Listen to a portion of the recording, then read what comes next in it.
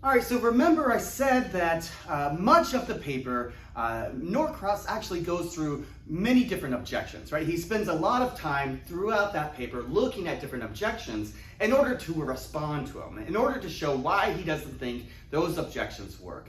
And most of these objections are going to focus on trying to show that there is some morally relevant difference between what happens in the Fred case and what happens in the case of factory farming. So what we're going to do now is start going through some of those objections to try to make sense of what Norcross is saying. So we're going to look at objections and responses. All right, so what is the first objection? The first objection appeals to the distinction between direct and indirect harms. So that's the first one that we're going to consider. Direct versus indirect harms. So what exactly does this objection say? Well, it says essentially that what Fred does directly harms the puppies, but meat eaters are not directly killing them, killing the animals, right?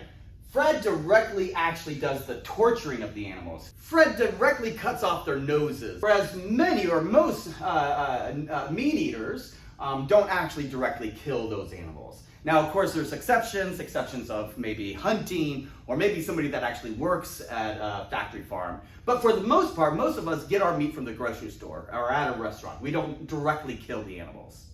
We just buy the meat, right? So that's the first objection.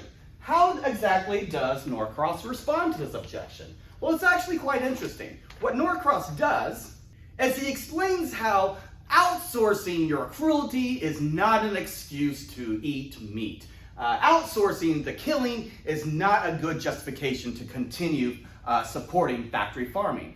And we can actually imagine a situation where Fred would be the one that's doing the outsourcing, right? And presumably that would not let Fred off the hook, right? So that's how he responds. If Fred outsourced the killing, we would still hold him morally responsible. Right? He would still be morally responsible insofar as he's still supporting the action, even if he's not the one that's directly doing it. Right? So outsourcing the killing is not going to be justification for supporting the killing.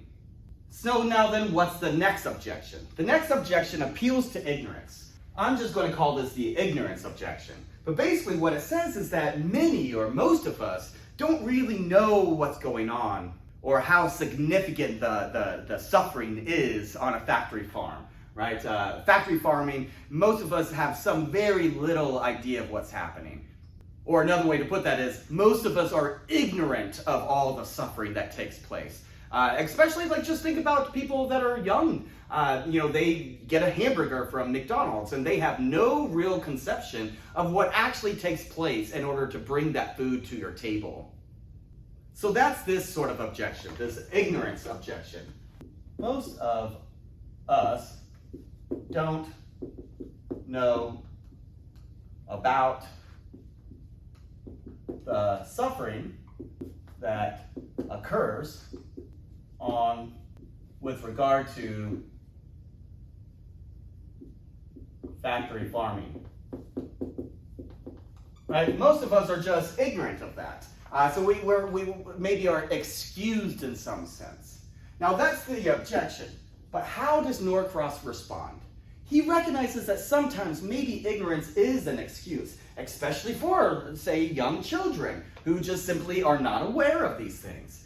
But that's not an excuse for you. And understanding and awareness of this issue is spreading. In fact, I've chosen not to include these videos as required videos to watch, but I am including them as optional videos. Videos that actually say something and give some awareness to all of the suffering and cruelty that actually does take place on these factory farms. Right? So awareness is spreading, and you, as a student studying these things, you cannot hold this objection. You are no longer ignorant now that you're watching this video. So that's how he responds. Awareness is spreading, and you cannot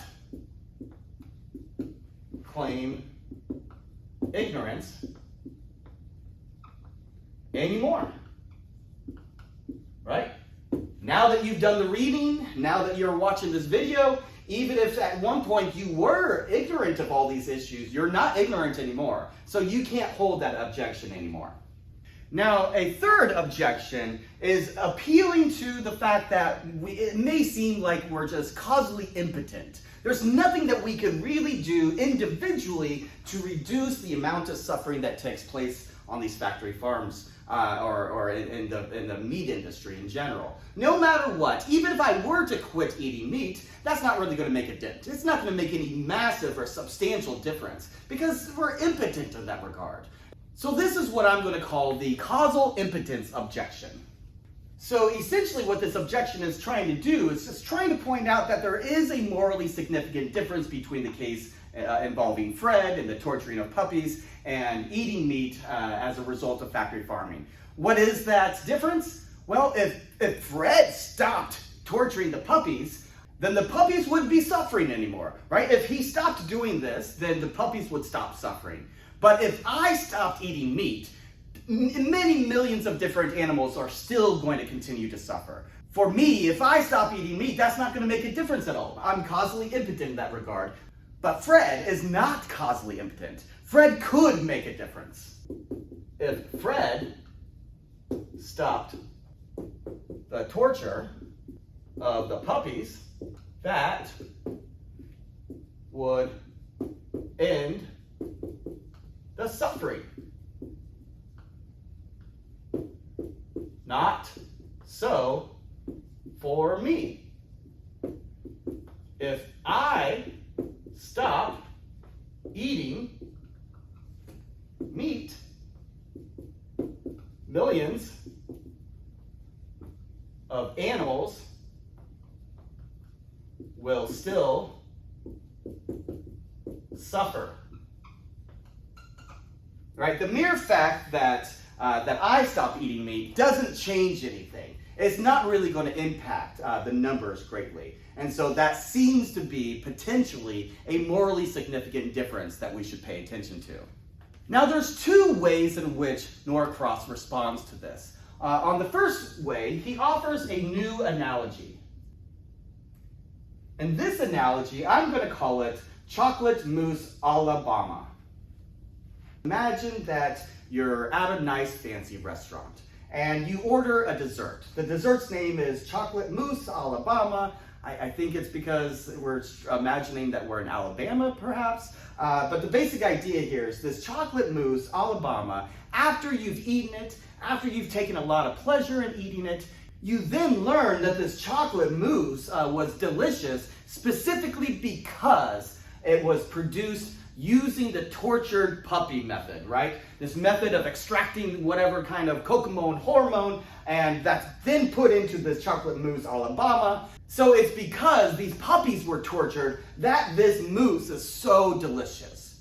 Now notice that even if you were to never have this chocolate mousse again, if you said to yourself, oh, well, I can't believe I ate that. You know, I feel totally guilty and terrible. I have a lot of regret now. I'm never going to eat that chocolate mousse again. Even though you decide never to eat it again, nonetheless, millions of puppies will continue to be tortured simply in order to have this chocolate mousse Alabama. And so you think to yourself, well, actually, you know what? Puppies are still going to continue to be tortured no matter whether I have a mousse chocolate Alabama or if I choose not to. And then you say to yourself, you know what? I'm going to go ahead and have another serving the next time you're at that restaurant. Because, I'm causally impotent. Nothing I can do is ever going to really stop the torturing of puppies because the restaurant is going to continue to serve this chocolate mousse Alabama whether I order it or not. Would that be a good reason? Would it be morally wrong to order another serving the next time you come to the restaurant? Once you find out that this dessert is delicious, specifically because we had to torture puppies in the process of making it, once you find that out, then it would be morally wrong to have another serving next time you go to the restaurant. So that's the first way that Norcross tries to respond to this particular objection, by offering this new analogy. Now, the next way that he tries to respond is by introducing this idea of a threshold. There must be some sort of threshold that does make a difference. All right, so the idea here is that in these sorts of cases, if I stop eating meat and you stop eating meat and your neighbors stop eating meat, eventually these numbers will add up. Maybe it won't make a difference if only one person, but at some point there will be a threshold that once that threshold is crossed, once enough people stop eating meat, that's going to change the practice and the behavior of the meat industry in general. They will stop killing as many animals, right? They will just out of pure, supply and demand kind of economics, right? There has to be some threshold that will make a substantive difference. And so that means that we are not causally impotent. What we choose to do actually does make a difference. Even if the chances of making a difference might seem small, something like 1 in 10,000, let's say, nonetheless, the potential to make a much bigger difference, that is huge. That is significant, according to Norcross.